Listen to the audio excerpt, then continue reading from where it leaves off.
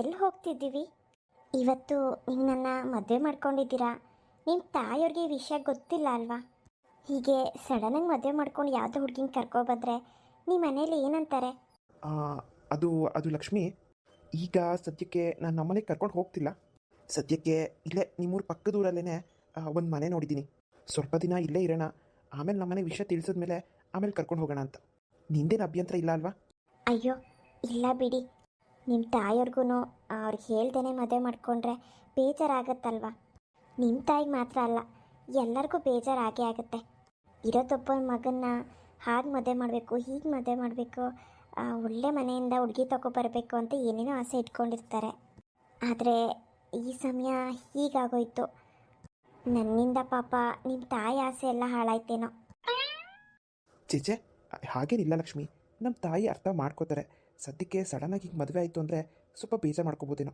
ಅದಕ್ಕೆ ನಾನು ಸರಿ ಮಾತಾಡಿಬಿಟ್ಟು ಆಮೇಲೆ ಕರ್ಕೊಂಡು ಹೋಗ್ತೀನಿ. ಸ್ವಲ್ಪ ದಿನಗಳಷ್ಟೇ ನಾವು ಈ ಹಳ್ಳಿಲಿ ಇರ್ಬೋದಾ? ಖಂಡಿತವಾಗ್ಲೂ ನಿಮ್ಮ ಜೊತೆ ಎಲ್ಲಿದ್ರೂ ನಾನು ಸಂತೋಷವಾಗೇ ಇರ್ತೀನಿ. ಸರಿ, ಹಾಗಿದ್ರೆ ಬಾ ನೋಡೋಣ ಮುಂದೆ ಯಾವುದಾದ್ರೂ ಮನೆ ಸಿಗುತ್ತಾ ಅಂತ. ಈ ಊರು ಲಕ್ಷ್ಮಿ ನನಗೂ ಅಷ್ಟಾಗೇನು ಪರಿಚಯ ಇಲ್ಲ. ನೋಡೋಣ, ಮುಂದೆ ಯಾವುದಾದ್ರೂ ಮನೆ ಸಿಕ್ಕೇ ಸಿಗುತ್ತೆ. ಪರವಾಗಿಲ್ಲ ಬಿಡಿ ರಾಕೇಶ್ ಅವರೇ, ಆದಷ್ಟು ನಾವು ಚಿಕ್ಕ ಮನೆಯೇ ನೋಡೋಣ. ತುಂಬ ಖರ್ಚು ಮಾಡೋದೆಲ್ಲ ಬೇಡ. ನಡಿ ಶಿವು, ಹಾಗೆ ಮುಂದೆ ನೋಡೋಣ. ಅಲ್ಲ ಬಾಸ್, ನಾ ಸಿಟಿಲೇ ಯಾವುದಾದ್ರೂ ಮನೆ ನೋಡ್ಬೋದಿತ್ತಲ್ಲ.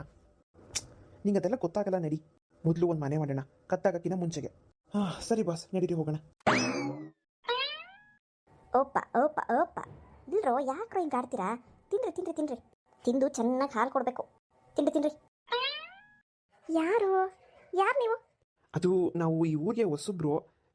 ಇಲ್ಲೆಲ್ಲಾದರೂ ನಮಗೆ ಉಳ್ಕೊಳ್ಳೋದಕ್ಕೆ ಮನೆ ಸಿಗುತ್ತಾ ಬಾಡಿಗೆಗೆ? ಯಾರ್ಯಾರಿದ್ದೀರಾ? ಸದ್ಯಕ್ಕೆ ನಾನು, ನನ್ನ ಹೆಂಡತಿ, ಹಾಗೆ ನನ್ನ ತಮ್ಮ. ನಿಮ್ಮನ್ನು ನೋಡ್ತಿದ್ರೆ ಹೊಸದಾಗಿ ಮದುವೆ ಆಗಿರಂಗಿದೆಯಲ್ಲ. ಹೌದಮ್ಮ, ನಾವು ಹೊಸದಾಗಿ ಮದುವೆ ಆಗಿದ್ದೀವಿ. ಮನೆ ಹುಡುಕ್ತಾ ಇದ್ವಿ. ಮನೆ ಯಾವುದಾದ್ರೂ ಖಾಲಿ ಇದೆಯಾ ಊರಲ್ಲಿ? ಇದೆಯಪ್ಪ, ಖಾಲಿ ಇದೆ. ನಮ್ಮದೇ ಮನೆ ಇದೆ. ಅಂದಾಗೆ ಏನು ಕೆಲಸ ಮಾಡ್ತೀಯಾ? ನಾನು ಸಿಟಿಲಿ ಒಂದು ಕಂಪ್ನಿಲಿ ಕೆಲಸ ಮಾಡ್ತೀನಿ ಕಣಮ್ಮ. ಓಹೋ ಹೋ ಹೋ ಹೋ, ಸಿಟಿಯವರಾ? ಹಾಂ, ಅಲ್ಲ ಸಿಟಿಲೇ ಮನೆ ಮಾಡ್ಬೋದಿತ್ತಲ್ಲ. ಮಾಡ್ಬೋದಿತ್ತು. ಸಿಟಿಗೆ ಹೋಗ್ತೀವಿ, ಸ್ವಲ್ಪ ದಿನ ಇಲ್ಲಿ ಇರ್ತೀವಿ. ಸ್ವಲ್ಪ ದಿನದ ಮಟ್ಟಿಗೆ ಇಲ್ಲಾದರೂ ಮನೆ ಕೊಡಿ. ಹಾಂ, ಇವಳೇನ ನಿನ್ನ ಹೆಂಡತಿ? ಹಾಂ, ಚೆನ್ನಾಗಿದೆ ಕಣವ. ಏನು ನಿನ್ನ ಹೆಸರು? ನನ್ನ ಹೆಸರು ಲಕ್ಷ್ಮಿ. ಲಕ್ಷಣವಾಗೇ ಇದೆಯಾ. ಯಾವ ಊರು ನಿಂದು? ಇಲ್ಲೇ ಪಕ್ಕದೂರು, ರಾಮನಹಳ್ಳಿ ಅಂತ. ಓಹೋ, ರಾಮನಹಳ್ಳಿ ಅವಳ ನೀನು? ಇಲ್ಲೇ ಪಕ್ಕದೂರು. ಸರಿನಪ್ಪ, ಆಯಿತು ಬರ್ರಿ, ಮನೆ ತೋರಿಸ್ತೀನಿ. ಬಾಡಿಗೆ 2,500 ಆಗ್ತದೆ, ಆಯಿತಾ? ಆಯ್ತು ಹೇಳಿ, ಪರವಾಗಿಲ್ಲ. 2,500 ತಾನೆ, ಕೊಡ್ತೀನಿ. ಮೊದಲಿಗೆ 1,500 ಅಡ್ವಾನ್ಸ್ ಕೊಟ್ಬಿಡ್ಬೇಕು. ಆಯ್ತು ಹೇಳಿ ಅಮ್ಮ, ಕೊಟ್ಬಿಡ್ತೀನಿ. ಆಮೇಲೆ ಎಷ್ಟು ದಿನ ಇರ್ತೀರೋ ಏನೋ ಗೊತ್ತಿಲ್ಲ. ಕರೆಕ್ಟಾಗಿ 1ನೇ ತಾರೀಕಿಗೆ ನನಗೆ ಬಾಡಿಗೆ ಬಂದ್ಬಿಡ್ಬೇಕಣಪ್ಪ. ಪದೇ ಪದೇ ಬಂದು ಕೇಳಕ್ಕೆ ನನಗೆ ಇಷ್ಟ ಆಗಲ್ಲ. ಆಯ್ತು ಹೇಳಿ ಅಮ್ಮ, ನೀವೇನು ಯೋಚನೆ ಮಾಡಿಬಿಡಿ. ಕರೆಕ್ಟಾಗಿ 1ನೇ ತಾರೀಕು ನಾನು ಬಾಡಿಗೆ ಕೊಡ್ತೀನಿ. ಇಲ್ಲೂ ನಾನು ಒಬ್ಬಳೇ ಇರೋದು. ನಾನು ಒಂದೆರಡು ಹಸು ಮೇಕೆಗಳಿದ್ದಾವೆ, ಅವನ್ನ ನೋಡ್ಕೊಂಡು ನಾನು ಇದ್ದೆ. ಹೆಂಗೋ ನೀವು ನಮ್ಮ ಮನೆಗೆ ಬಾಡಿಗೆಗೆ ಬರ್ತಿದ್ದೀರಾ, ಇನ್ಮೇಲೆ ಒಂಚೂರು ನನಗೂ ಜೊತೆಗಿದ್ದಂಗೆ ಆಗ್ತದೆ. ನಾನು ಯಾರು ಬರ್ತಾರೇನೋ ಬಾಡಿಗೆಗೆ ಅಂತ ಕಾಯ್ತಿದ್ದೆ. ಹಳ್ಳಿಲಿ ಯಾರು ಬರೋಕ್ಕೆ ಹೋಗ್ತಾರೆ, ಎಲ್ಲರ ಹತ್ರನೂ ಮನೆ ಇದ್ದೇ ಇರ್ತದೆ. ಈಗ ಎಷ್ಟು ವರ್ಷ ಆದಮೇಲೆ ನೀವು ಬಂದಿದ್ದೀರಾ, ಮನೆ ಒಳಗಡೆ ಸ್ವಲ್ಪ ಕ್ಲೀನ್ ಮಾಡ್ಕೊಬೇಕಣಪ್ಪ. ಆಯ್ತು ಹೇಳಿ ಅಮ್ಮ, ನಾವು ಕ್ಲೀನ್ ಮಾಡ್ಕೋತೀವಿ. ಮನೆ ತೋರಿಸ್ತೀರಾ? ತುಂಬ ಸುಸ್ತಾಗ್ತದೆ ನಮಗೆ. ಆಯ್ತಾಯ್ತು, ಬರ್ರಿ ಬರ್ರಿ ಬರ್ರಿ ತೋರಿಸ್ತೀನಿ. ನೋಡಪ್ಪ, ಇದೇ ಮನೆ, ಹಂಚಿನ ಮನೆ. ಮನೆ ಒಳಗಡೆ ವಿಶಾಲವಾಗಿದೆ. ಸ್ವಲ್ಪ ಧೂಳು ಪಳ ಹೊಡ್ಕೊಬೇಕು. ಜಾಸ್ತಿ ದಿನ ಆಯ್ತಲ್ಲ ಕ್ಲೀನ್ ಮಾಡಿ. ನನಗೂ ವಯಸ್ಸಾಗೈತೆ, ನಾನು ಕ್ಲೀನ್ ಮಾಡಿಲ್ಲ. ಇನ್ನು ಮನೆ ಒಳಗಡೆ ಖಾಲಿ ಖಾಲಿ ಏನಿಲ್ಲ. ಪಾತ್ರೆಗಳಿದ್ದಾವೆ ಅಡುಗೆ ಮಾಡ್ಕೊಳ್ಳೋಕ್ಕೆ, ಮಂಚ ಐತೆ, ವಾಸ ಮಾಡೋಕ್ಕೆ ಏನೇನು ಬೇಕೋ ಎಲ್ಲ ಐತೆ ಕಣಪ್ಪ. ಬೆಳಗ್ಗೆ ಹೊತ್ತು ಕಾಫಿ ಟೀಗೆ ಹಾಲು ಬೇಕಾದ್ರೆ ನಮ್ಮ ಹತ್ರಕ್ಕೆ ಬರ್ರಿ. ನಮ್ಮದೇ ಹಸ ಐತಲ್ಲ, ಹಾಲು ಕರೆದು ಕೊಟ್ಬಿಡ್ತೀನಿ. ಆಮೇಲೆ ಇವತ್ತು ಅಡುಗೆ ಪಡಿಗೆ ಏನು ಮಾಡೋಕ್ಕೆ ಹೋಗ್ಬೇಡ್ರಿ. ಇವತ್ತು ಸಾಂಬಾರು ಅನ್ನ ನಾನು ಅಮ್ಮನೇದನೇ ತಗೋಬತ್ತೀನಿ. ಬರೀ ಕೈಯಲ್ಲಿ ಬಂದಿದ್ದೀರಾ. ಮನೆ ಒಳಗಡೆ ಏನಾಯ್ತು ಎತ್ತಾಯ್ತು ನಾನು ನೋಡಿಲ್ಲ ಕಣಪ್ಪ. ರೇಷನ್ ಗಿಷನ್ ಎಲ್ಲ ನೀವೇ ತಗೊಬೇಕು. ಇವತ್ತು ಒಂದು ದಿನಕ್ಕೆ ನಾನೇ ಅಡುಗೆ ಕೊಡ್ತೀನಿ. ನಾಳೆಗೆ ನಿಮ್ಗೆ ಏನೇನು ಬೇಕೋ ತಗೊಂಬಿಡ್ರಿ. ಆಯ್ತಮ್ಮ, ನಿಮ್ಮಿಂದ ತುಂಬ ಉಪಕಾರ ಆಯಿತು. ಇರ್ಲಿ ಬಿಡಪ್ಪ, ಒಬ್ರಿಗೊಬ್ರು ಆದ್ರೇ ಅಲ್ವಾ. ಸರಿ ಲಕ್ಷ್ಮಿ, ಬನ್ನಿ ಒಳಗಡೆ ಹೋಗೋಣ. ಇದೇ ನೋಡಪ್ಪ, ಮನೆ ಒಳಗಡೆ ಹಿಂಗೈತೆ. ನಿಮಗೆ ಮನ್ಕೊಳಕ್ಕೆ ಮಂಚ, ಒಳಗಡೆ ಚಾಪೆ ಗಿಪಿ ಎಲ್ಲ ಐತೆ. ಒಂಚೂರು ಕ್ಲೀನ್ ಮಾಡ್ಕೊಂಬಿಡವ. ಆಯಿತು ಅಜ್ಜಿ, ನಾವು ಮಾಡ್ಕೋತೀವಿ ಬಿಡಿ. ಇಷ್ಟೆಲ್ಲ ವ್ಯವಸ್ಥೆ ಮಾಡಿ ಕೊಟ್ಟಿದ್ದೀರಲ್ಲ, ಅಷ್ಟೇ ಸಾಕು ನಮಗೆ. ಅಜ್ಜಿ, ನೀವು ಒಬ್ಬರೇ ಇದ್ದೀರಾ ಅಂತೀರಾ, ಏನಾದರೂ ಸಹಾಯ ಬೇಕಾದರೆ ಹೇಳಿ, ನಾನು ಮಾಡಿಕೊಡ್ತೀನಿ. ಆಯ್ತು ಹೇಳವ, ಏನಾರು ಇದ್ದರೆ ಹೇಳ್ತೀನಿ. ಹಾಂ ಅಜ್ಜಿ, ಇವತ್ತೊಂದಿನ ನೀವು ಅಡುಗೆ ಮಾಡ್ತೀನಿ ಅಂದ್ರಲ್ಲ, ನಾಳೆಯಿಂದ ನಾನೇ ಅಡುಗೆ ಮಾಡ್ತೀನಿ. ನೀವೇನು ಮಾಡೋಕ್ಕೆ ಹೋಗಬೇಡಿ. ನೀವಿರೋದೊಬ್ಬರೇ ಅಲ್ವಾ, ನಿಮಗೂ ಸೇರಿಸಿ ನಾನೇ ಮಾಡಿಬಿಡ್ತೀನಿ. ಬಿಡವ, ನಾನು ಮಾಡ್ಕೊತೀನಿ. ಇಲ್ಲ ಇಲ್ಲ ಅಜ್ಜಿ, ಪರವಾಗಿಲ್ಲ. ಇಷ್ಟೊಂದೆಲ್ಲ ಅನುಕೂಲ ಮಾಡಿಕೊಡ್ತಿದ್ದೀರಾ. ನಮ್ಮ ಜೊತೆಗೆ ನೀವು ಒಬ್ಬರು ಸೇರ್ಕೊಂಡು ಊಟ ಮಾಡಿದ್ರೆ ಏನಾಗೋದಿಲ್ಲ ಬಿಡಿ. ಹೌದಮ್ಮ, ನೀವೇನು ಅಡುಗೆ ಮಾಡೋಕ್ಕೆ ಹೋಗ್ಬಿಡಿ. ಅಡುಗೆನ ನಮ್ಮ ಮನೇಲೇ ಮಾಡ್ತೀವಿ. ಆಯ್ತಪ್ಪ, ನಿಮ್ಮ ಸಂತೋಷ. ಲಕ್ಷ್ಮಿ, ಒಂದು 8 ಗಂಟೆಗೆ ಅಡುಗೆ ಆದಮೇಲೆ ಹೇಳ್ತೀನಿ ಕಣವ, ಒಂಚೂರು ಬಾ. ಅಲ್ಲಿವರೆಗೂ ಒಂಚೂರು ಮನೆ ಕಸ ಗಿಸ ಹೊಡ್ಕೊಂಬಿಡು. ಸಂಜೆ ಆಗ್ತೈತೆ, ಸಂಜೆಗೆ ದೀಪ ಹಚ್ಚುವಂತೆ. ಎಷ್ಟೋ ದಿನಗಳಾಯ್ತು ಈ ಮನೆ ದೀಪ ಹಚ್ಚಿ. ನೀನು ಬಂದು ಈ ಮನೆ ದೀಪ ಹಚ್ಬೇಕಂತ ಇತ್ತೇನೋ. ಯಾವಾಗ ಯಾವಾಗ ಯಾರ್ಯಾರ ಕೈಲಿ ಏನೇನಾಗಬೇಕೋ ಆ ಕೃಷ್ಣ ಪರಮಾತ್ಮಂಗೆ ಕೂತ್ಕೊಳವ. ಅಜ್ಜಿ, ನೀ ಕೃಷ್ಣನ್ ಭಕ್ತರು ಅನ್ಸುತ್ತೆ. ಹೌದವ್ವ, ನಮ್ಮ ಮನೆ ದೇವರು ಕೃಷ್ಣನೇ. ಕೃಷ್ಣ ಅಂದರೆ ನನ್ನ ಪಂಚ ಪ್ರಾಣ. ಕೃಷ್ಣ ನನ್ನ ಆರಾಧ್ಯ ದೈವ. ಎಲ್ಲ ನನ್ನ ಜೀವನ ಕೃಷ್ಣನಿಂದಾನೆ ಕಣವ. ಇಷ್ಟು ಮಟ್ಟಿಗೆ ಹೋಗ್ತಾ ಇದೆ. ಕೃಷ್ಣ ಇಷ್ಟ ಅಂದ್ಬಿಟ್ಟು ಹಸುಗಳನ್ನ ಸಾಕೊಂಡಿದ್ದೀನಿ.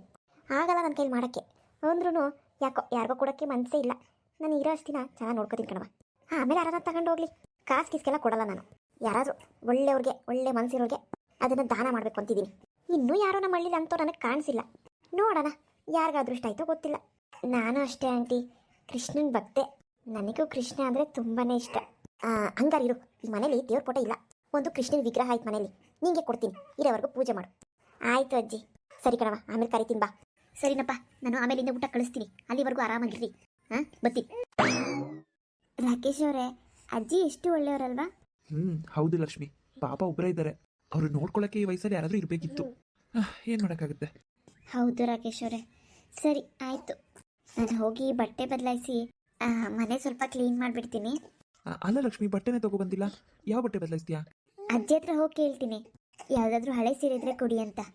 ಲಕ್ಷ್ಮಿ, ಇವತ್ತೊಂದಿನ ಅಡ್ಜಸ್ಟ್ ಮಾಡ್ಕೋ. ನಾಳೆ ನಾನೇ ತಂದು ಕೊಡ್ತೀನಿ ನಿನಗೆ ಬಟ್ಟೆನ. ಆಯಿತು ರಾಕೇಶ್ ಅವರೇ, ಹಾಗೆ ಮಾಡಿ. ನೀವು ಇಲ್ಲೇ ಇರಿ, ನಾನು ಅಜ್ಜಿ ಮನೆ ಹತ್ರ ಹೋಗಿ ಬರ್ತೀನಿ. ಹಾಂ ಆಯಿತು. ಶಿವು, ಯಾಕೆ ಒಂಥರ ನೋಡ್ತಿದ್ಯಾ? ಬಾಸ್, ನೀವು ಆ ಅಜ್ಜಿ ಹತ್ರ ನಿಮ್ಮ ತಮ್ಮ ಅಂತ ಹೇಳಿದ್ರಲ್ಲ, ಯಾಕೆ ಹೀಗೆ ಹೇಳಿದ್ರಿ? ಓ, ಇನ್ನು ಅದ್ರ ಬಗ್ಗೆ ಯೋಚನೆ ಮಾಡ್ತಿದ್ದೀನೋ? ಹೌದು ಬಾಸ್, ನಾನು ನಿಮ್ಮ PA ಅಸಿಸ್ಟೆಂಟ್.